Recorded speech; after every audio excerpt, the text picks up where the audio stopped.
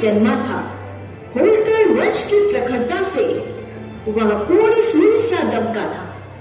चरवाही की बेटी होकर जिसने शिव को इष्ट माना था, न्यायपूर्ण और सत्य प्रेम को उसने धर्म सुशासन माना था।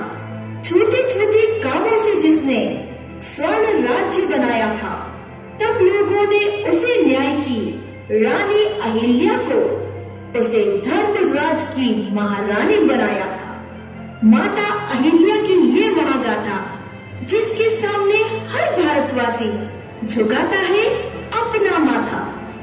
भारतीय इतिहास अनेक रानियों की अद्भुत जीवन गाथा गाता है। उनमें से एक रानी है अहिल्याबाई होलकर, एक ऐसी हस्ती जिनके विचार, वीरता, उपलब्धियां और त्याग ने हमारे जीवन को प्रभावित किया। आज हम राजमाता श्री अहिल्याबाई होलकर के जीवन की कुछ घटनाओं को दिखाने की कोशिश कर रहे हैं।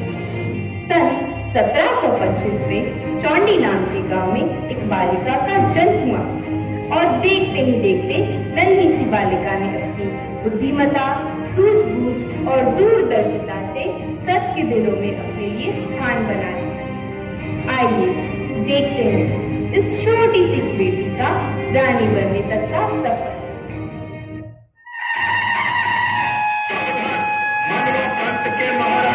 प्रजावत्सल मल्हारराव होलकर अपने परिवार सहित शिलान्यास स्थल पर पधार रहे हैं।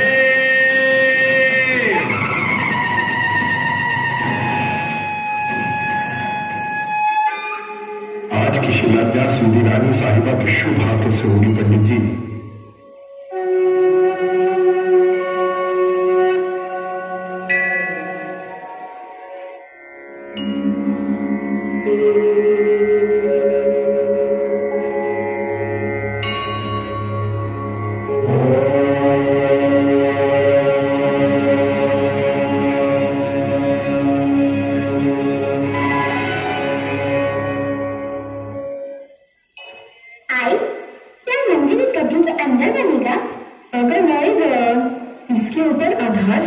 जाएगी, फिर उसके ऊपर मंदिर बनेगा। आई, लेकिन इस गड्ढे के अंदर तो पानी है। पानी कहाँ से आया इसमें? पानी है मतलब इस जमीन के नीचे पानी का कुछ स्रोत है। हाँ, पानी? फिर तो यहाँ कुआं बनना चाहिए। पूजन विधि संपन्न हुई। शुभ मुहूर्त में आधारशिला को गड्ढे में रख दीजिए।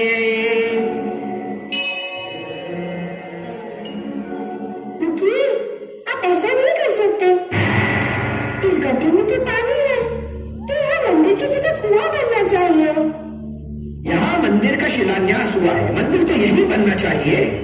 पुजारी काका, लेकिन हमारे गांव में एक भी कुआं नहीं है। कुआं नहीं तो क्या हुआ, नदी तो है। पानी तो सभी को मिल ही जाता है ना। नदी तो है काका, लेकिन कैसे दूर? गांव की महिलाओं को पानी लाने में बहुत श्रम होता है और समय भी बहुत लगता है। अगर यहाँ कुआं बन गया तो गाँव वालों को, जानवरों को, पेड़ पौधों को सबको पानी मिलेगा। बहस मत कर लड़की, मुहूर्त निकला जा रहा है। रानी साहिबा, आप शिला पर हाथ रख दीजिए।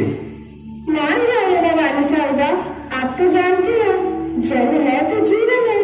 मंदिर तो हर जगह बन सकता है रानी साहिबा, लेकिन कुआं नहीं। जिद मत कर लड़की, मुझे अपना काम करने दे। फिर यहाँ नील की पूजा भी हो चुकी है। तो क्या हुआ पुजारी काका, इससे पूजन कर लेंगे। पत्थर यहाँ से उठाकर वहाँ रख देंगे। ये गुड्डे गुड़ियों का खेल नहीं है, ये भगवान का स्थान है। इसी जमीन पर नारायण शिला रखकर पूजा की है हमने। इस शिला को हटाना मतलब भगवान के सामने से प्रसाद रखकर हटा देना है। अनर्थ हो जाएगा। भगवान को नाराज करना है क्या? पर भगवान नाराज क्यों होंगे रानी साहिबा? ये तो लोगों की सेवा का काम है। यहाँ कुआं बनने से लोगों को पानी मिलेगा और खुशी भी। भक्तों को खुश देखकर भगवान भी खुश हो जाएंगे, है ना? सच्ची तो कह रही है पाटिल साहब की मुंगी। गांव में कुआं बन जाए तो पानी की समस्या खत्म हो जाएगी और फिर हमें इतनी दूर नदी से पानी भी भरकर नहीं लाना पड़ेगा। मान जाइए ना रानी साहिबा। यदि आप बोलोगे तो सब बात मान जाएंगे। यह मंदिर का मामला है, इस तरह निर्णय नहीं बदलते।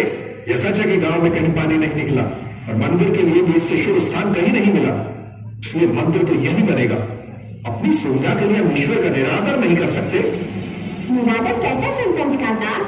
दूसरे की परेशानी को समझना और उनके लिए सुविधा जुटाना ईश्वर का आदर करना होता है। हम सब यहाँ इस बच्ची से बहस करने नहीं आए हैं। मंदिर यही बनेगा, किसी दूसरी जगह का चुनाव करना असंभव है। बिल्कुल संभव है। ये विचार अति उत्तम है। इतनी छोटी सी बच्ची और इतनी बड़ी सोच। भगवान तो बोल नहीं सकते, इसलिए वो इस बच्ची के मुख से बुलवा रहे हैं। सच्ची कह रही हो तो पूरी धरती भगवान का घर है, वो कहीं भी विराजमान हो सकते हैं।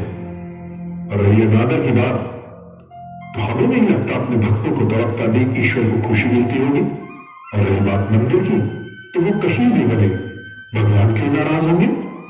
इसलिए मैं मल्हार राव होलकर ये घोषणा करता हूं कि आज निर्माण कार्य अवश्य शुरू होगा, लेकिन मंदिर का नहीं, कुएं का।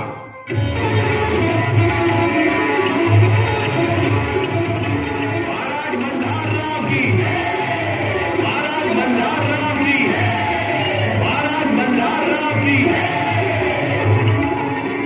तुम्हारी सूझबूझ और दूरदृष्टि ने मुझे बहुत प्रभावित कर दिया है बेटी। तुम्हारी जन कल्याण की भावना एक दिन तुम्हें जनता की नायिका बनाएगी और भविष्य में यह सौभाग्य मालवा राज्य को ही प्राप्त होगा। पंडित जी, अहिल्या का विवाह युवराज के साथ होगा, मुहूर्त निकाला जाए। इस तरह 8 वर्ष की आयु में अहिल्या का विवाह राजघराने में हो गया। अपनी व्यवहार कुशलता से अहिल्या ने अपने परिवार को संभाला। मल्हार राव होलकर को अपनी लाडली पुत्रवधू की योग्यता पर बहुत विश्वास था। समय बीतता गया, अहिल्या छोटी बालिका से युवती बन गई और अपने ससुर के प्रोत्साहन से अहिल्या अस्त्र और शस्त्र विद्याओं में पारंगत